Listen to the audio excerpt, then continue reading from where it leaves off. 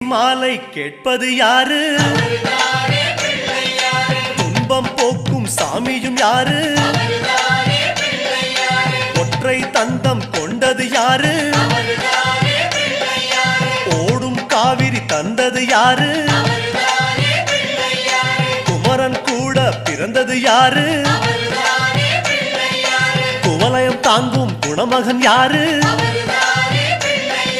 வள்ளி திருமணம் காரணம் யாரு? அவரும் வாழ்வது எங்கே கூறு?